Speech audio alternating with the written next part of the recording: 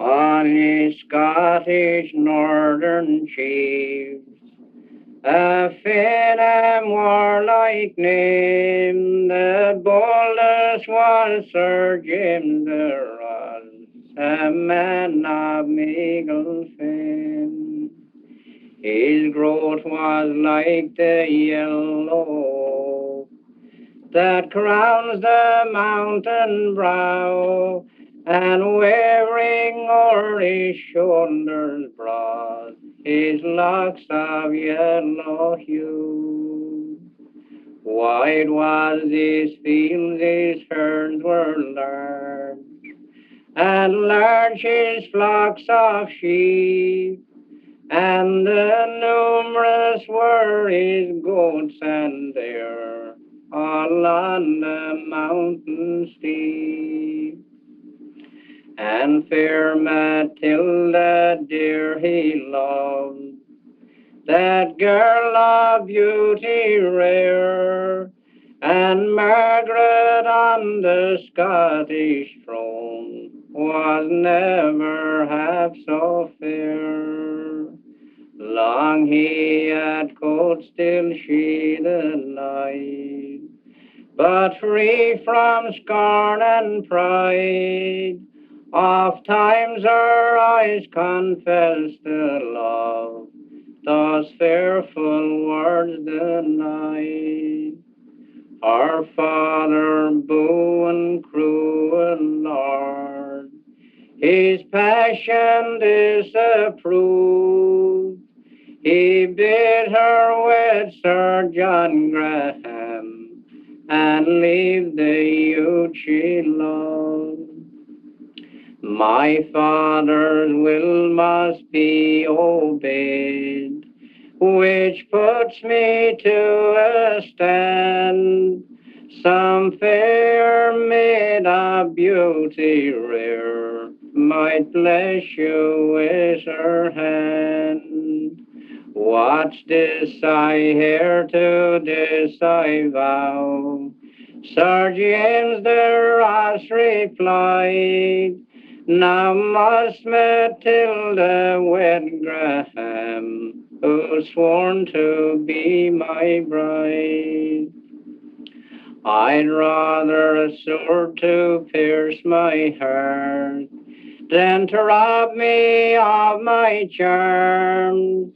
He pressed her to his throbbing breast, locked close within his arms.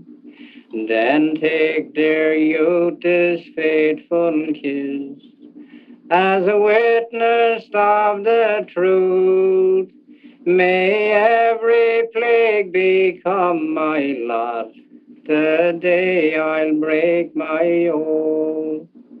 Concealed beneath a spreading oak, this crafty Daniel lay, a brother to Sir John Graham's, to hear what they would say. They parted thus the sunbeam said, of hasty Daniel flies, saying, turn thee, beardless youth, with loud insulting cries. It's for my brother's slighted love, his wrong set on my arm. 3 paces back the youth retired, to save himself from harm. Then turning swift his sword he raised, fierce Daniel's head above, and through the brains and crushing bones his sharp edge weapon drove. Graham, like a tree o'erthrown by wind, fell lifeless on the clay. Now die my foe, quoth valiant Ross, and stately straight away. With dauntless steps he onward trod, till he reached Lord Bowen's hall. Beneath Matilda's window stood, and the son her did call. Are you asleep, Matilda dear? Awake, my love, awake. An unhappy lover calls on thee, his long farewell to take. Now don't do so, the maid replied, but with me till morning stay. For dark and dreary is the night, and lonely is the way. All night I'll watch you in my park, and my faithful page I'll send, in hopes to rise brave Ross's men, their master to defend. For he hath slain fair Stanley Graham, his blood reeks on his sword, and far, far distant are his men, for to assist her Lord. She laid him down beneath a bush, she wrapped him in his plaid, then trembling for her lover's sake, at a distance stood amazed. O'er hills and dales swift ran the page, until in a lonely glen, 'twas there he met Sir John Graham, and 20 of his men. Where are you going, my little page? So late who did you send? I'm going to rise brave Ross's men, their master to defend. For he hath slain fair Stanley Graham, his blood reeks on his sword, and far, far distant are his men, for to assist her Lord. Oh, have ye slain my brother Dan? Then Graham in fury cries, his honor blessed, his name quoth he, by day or morning dies. Where do Ross sleep, my little page? I will you well reward. He sleeps within Lord Bowen's park, and Matilda is his guard. They spurred their steeds and quick they flew, like lightning o'er the lea. They reached Lord Bowen's lofty park at the dawning of the day.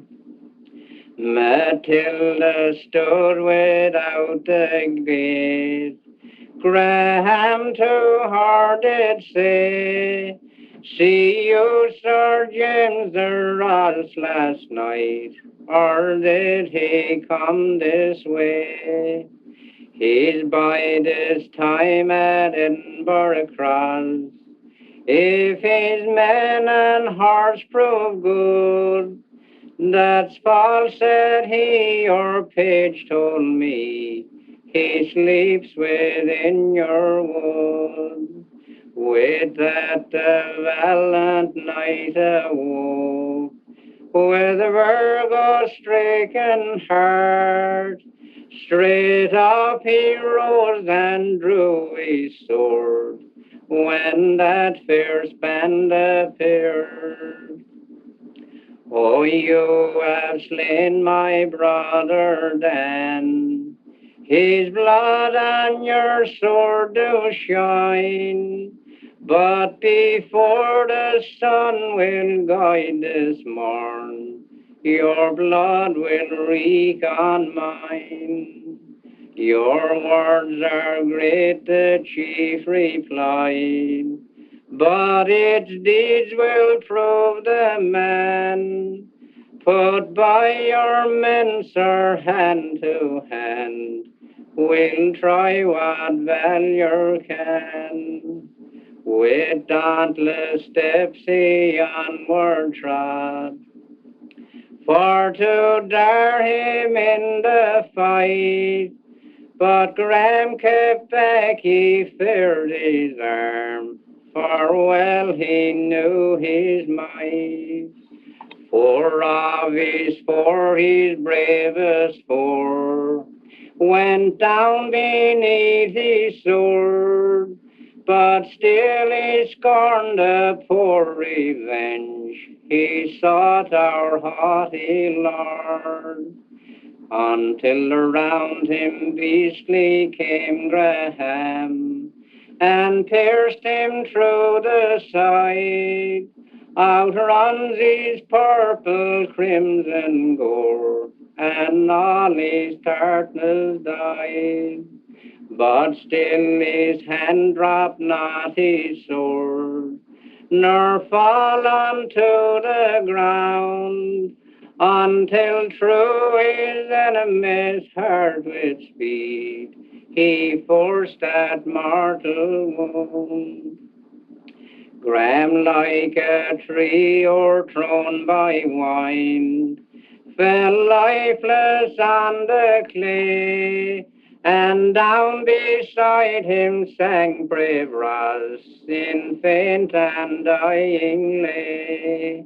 Matilda saw, and quick she ran, "Oh, spare his life," she cries. Lord Bowen's daughter begs his life, let her not be denied. Her well-known voice the hero knew. He raised his dead closed eyes, he fixed them on the weeping maid, and weakly thus replied, "In vain Matilda begs my life, the rest is sure denied. My race is run, my hour has come." He closed his eyes and died. The sword it warmed in his left breast, with frantic hand she drew. "I'm come, Sir James the Rod," she cries, "I'm come to follow you." The hilt she laid against the ground, and pierced her snow-white breast, then fell off on her lover's face, and sank in endless rest.